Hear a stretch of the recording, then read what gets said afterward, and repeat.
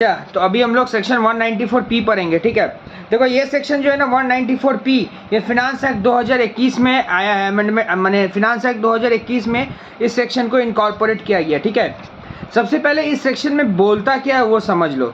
देखो ये सेक्शन जो है एग्जेम्पशन देता है जो लोग स्पेसिफाइड सीनियर सिटीजन है। क्या बोले हम? ये सेक्शन एग्जेम्पशन देता है जो लोग स्पेसिफाइड सीनियर सिटीजन है। भैया स्पेसिफाइड सीनियर सिटीजन का मतलब जिसका उम्र 75 साल से ज़्यादा हो चुका है। देखो क्या चीज़ में एग्जेम्पशन देता है?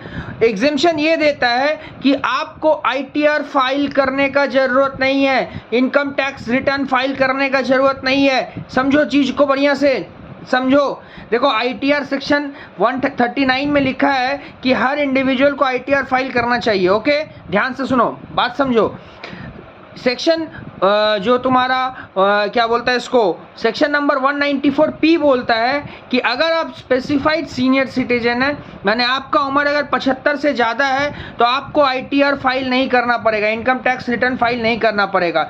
तो नहीं करना पड़ेगा मतलब मेरा आईटीआर फाइल करेगा कौन? 75 साल या उसका ऊपर वाला आदमी लोग बोलेगा मेरा आईटीआर फाइल करेगा कौन? बोले सुनिए, आपका आईटीआर फाइल बैंक कर देगा, बैंक, लेकिन इसका कुछ कंडीशन है। देखो हर 75 प्लस उम्र वाला आदमी को ये जो है बेनिफिट नहीं दिया जाता है। तो भैया किसको दिया जाता है? ये पढ़ाया जाएगा जिसका इंटरेस्ट इनकम फिक्स्ड है या पेंशन मिलता है जिसका फिक्स्ड है। ये सब प्रोविजन में हम लोग पढ़ेंगे, अभी थोड़ा छोटा बात बता देते हैं। तो उन लोगों को बोला गया है कि आपका जो टीडीएस है बैंक काट लेगा और बैंक ही सब कुछ कर देगा। आपका खाली जो डिडक्शन है आप बैंक को बता दीजिए, बैंक आपका जीटीआई निकाल लेगा, डिडक्शन माइनस करके टोटल इनकम निकाल देगा। समझ में आया बात क्या बोले? और कुछ छोटा बात इस सेक्शन के बारे में जान लो। ये तभी पॉसिबल है अगर उस स्पेसिफाइड सीनियर सिटीजन का और कोई भी सोर्स से इनकम नहीं आता है। इसका मतलब उसका ना और कोई सोर्स से इनकम हो, कैपिटल गेन, पीजीवीपी अगर नहीं हुआ तभी ऐसा हो सकता है। क्या हो सकता है कि बैंक उसका आईटीआर फाइल कर देगा, माने बैंक टीडीएस काट के सब कुछ कर देगा, बाहर से उसको आईटीआर फाइल नहीं करवाना पड़ेगा। भैया ऐसा क्यों? देखो क्योंकि इसलिए बोला जाता है कि बाहर से आईटीआर फाइल करवा के चार्ज लगेगा, इसलिए बैंक बोलता है हम बचा लेगा आपको। चलो आओ सेक्शन पढ़ते हैं 194। Deduction of tax bye specified bank. कौन देता है? Specified bank. देखो बैंक में भी सब बैंक नहीं आएगा, जो बैंक को सरकार स्पेसिफाइड किया, गवर्नमेंट स्पेसिफाइड किया गया, वही बैंक 75 प्लस से उम्र का आदमी का टीडीएस काट सकता है और आईटीआर फाइल कर सकता है in case of specified senior citizen. Specified bank कौन सा है? जो सेंट्रल गवर्नमेंट अप्रूवल करेगा, और स्पेसिफाइड सीनियर सिटीजन उनको बोलता है जो 75 से प्लस उम्र का रहता है। Applicability and rate of TDS, ध्यान से सुनना, section 194 require deduction of TDS on basis of rate in force by specified bank. जो स्पेसिफाइड बैंक है उसी का रेट में वो अपना हिसाब से टीडीएस काटेगा।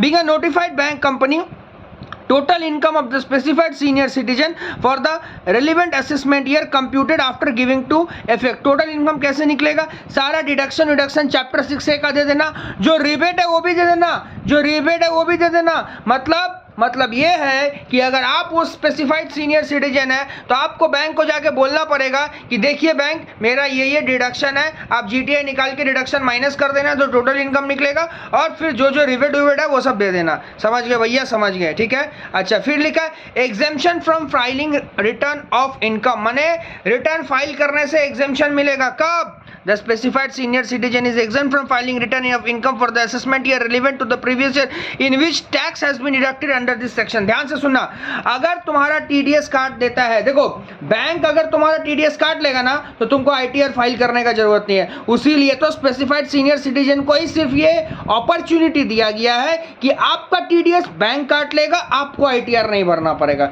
भैया मेरे आपके लिए भी है नहीं, we are not specified senior citizen. Specified senior citizen का मतलब 75 से उम्र अगर आपको उम्र है, बैंक आपका टीडीएस काट लेगा, आपको आईटीआर फाइल करने का जरूरत नहीं है। समझ में आया? अभी तक हम सिर्फ इतना ही पढ़ाए 194 में कि अगर आप स्पेसिफाइड सीनियर सिटीजन हो और अगर आप स्पेसिफाइड बैंक हो जो कि सेंट्रल गवर्नमेंट अप्रूवल दिया है जिसको, वही है स्पेसिफाइड बैंक, बैंक आपका टीडीएस काट लेगा, आपको आईटीआर फाइल करने का जरूरत नहीं है।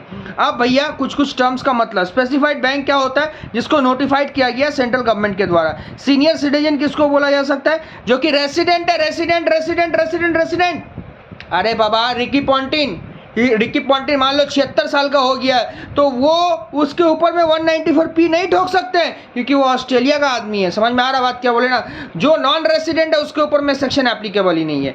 अच्छा, उसके बाद क्या बोला है, हैविंग पेंशन इनकम होना चाहिए। पेंशन इनकम अगर हुआ तो फिर आपका टीडीएस फाइल बैंक कर देगा और आपको एग्जम्पशन मिल जाएगा आईटीआर फाइल करने से। Also he should have no other income.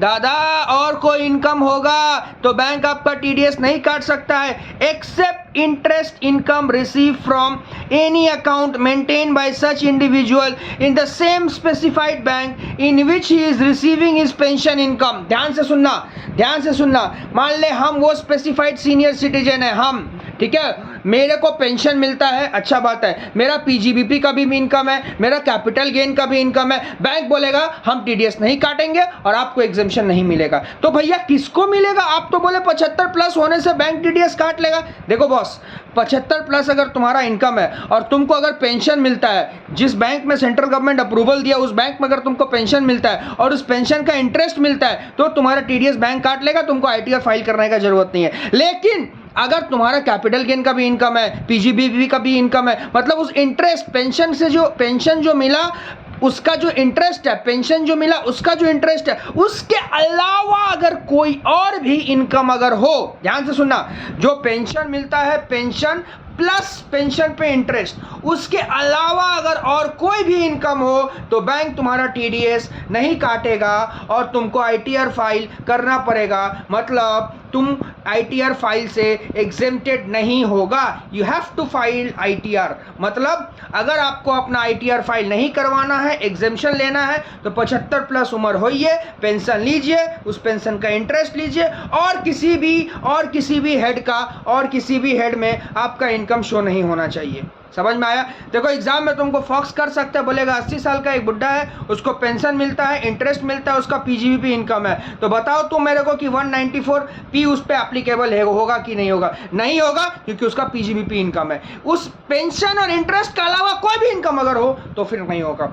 और एक बात, जिस बैंक में तुम्हारा टीडीएस कट रहा ना, उसी बैंक में तुम्हारा पेंशन घुसना चाहिए और उसी बैंक में ऑफ कोर्स इंटरेस्ट भी आएगा। समझ में आया? जैसे मान लो गवर्नमेंट अप्रूवल किया एसबीआई को और तुम बोलता मेरा पेंशन आता है एचडीएफसी में, इंटरेस्ट आता है एचडीएफसी में, तो घंटा ना तुमको मिलेगा TDS income tax file return करने से एग्जम्पशन करना पड़ेगा इनकम टैक्स फाइल रिटर्न। समझ में आ गया ना? गवर्नमेंट जिस बैंक को अप्रूवल किया उसी में पेंशन घुसना चाहिए, उसी में इंटरेस्ट घुसना चाहिए। फिर से भैया एक बार वो सेकंड पॉइंट आप पढ़ दीजिए ना। अब तो पढ़ देते, दिक्कत क्या है? हैविंग पेंशन इनकम, समझ गए भैया? Having pension income. Also he should have no other income, माने पीजीबीपी इनकम नहीं होना चाहिए, कैपिटल गेन इनकम नहीं होना चाहिए और कुछ भी नहीं होना चाहिए एक्सेप्ट इंटरेस्ट इनकम। बोलना पेंशन इनकम होगा, इंटरेस्ट इनकम होगा, पेंशन इनकम होगा, इंटरेस्ट इनकम होगा, तभी तेरे को टीडीएस जो होगा बैंक काट लेगा, तेरे को आईटीआर फाइल नहीं करना पड़ेगा। अच्छा, और receiving from any account maintain by such individual, वो बैंक अकाउंट भी उस इंडिविजुअल को मेंटेन करना पड़ेगा। स्पेसिफाइड बैंक, वही स्पेसिफाइड बैंक का मतलब जिसको गवर्नमेंट अप्रूवल किया है, ही इज रिसीविंग पेंशन, जहां पे पेंशन इंटरेस्ट मिल रहा उसी में आपको टीडीएस भी आपका उसी से कट जाएगा। ठीक है, समझ गए? लास्ट पॉइंट क्या लिखा है? Has furnished a declaration to the specified bank containing such particular in the prescribed form and verified in the prescribed manner. देखो ध्यान से सुनो, इसके लिए तुमको एक फॉर्म आता है, वो फॉर्म जमा करना पड़ेगा। इसके लिए तुमको एक फॉर्म आता है, फॉर्म जमा करना पड़ेगा। समझ में आया बात? अब देखो मेरा बात सुनो, हम तुमको यहाँ से एक चीज़ पूछते हैं। देखो मान लो बैंक जो है, बैंक अप्रूव किया है एसबीआई को। बैंक किसको अप्रूव किया है? एसबीआई को। अब ध्यान से सुनो, बैंक अगर एसबीआई को अप्रूव किया ना, और तुम्हारा जो है, तुम्हारा एचडीएफसी में भी बैंक है, एचडीएफसी में भी अकाउंट है, आईसीआईसीआई में भी अकाउंट है, तो वो पेंशन इंटरेस्ट एसबीआई में घुसना चाहिए। समझ में आ गया बात ना क्या बोले? तभी तुम टीडीएस वहाँ काट लिया जाएगा और आईटीआर फाइल करने से तुम बच सकते हो, एग्जेम्पशन मिलेगा। अब मान लो तुम्हारा अगर पेंशन घुसता है एचडीएफसी में, इंटरेस्ट मिलता है एचडीएफसी में, तो एसबीआई वाला उसको नहीं मानेगा, भैया हम टीडीएस नहीं काट सकते हैं, आपको आईटीआर फाइल करना पड़ेगा। भले आपका वो इंटरेस्ट इनकम है, लेकिन वो क्या, वो इंटरेस्ट इनकम स्पेसिफाइड बैंक में घुसा? ए ब्रो, वो जो इंटरेस्ट इनकम था क्या वो स्पेसिफाइड बैंक में घुसा? नहीं। स्पेसिफाइड बैंक कौन सा था SBI, घुसा कहाँ, HDFC में, तो जा ITR में दिखा वो इनकम और ITR फाइल कर। इसका मतलब वो इंटरेस्ट इनकम और पेंशन इनकम स्पेसिफाइड बैंक में घुसना चाहिए। स्पेसिफाइड बैंक के अलावा अगर और किसी भी बैंक में जाएगा तो फिर आपको ITR फाइल करना पड़ेगा। ओके, समझ गए? ओके, जय माता दी, लेट्स रॉक। 194 P था अपना ये सेक्शन। Okay, very good.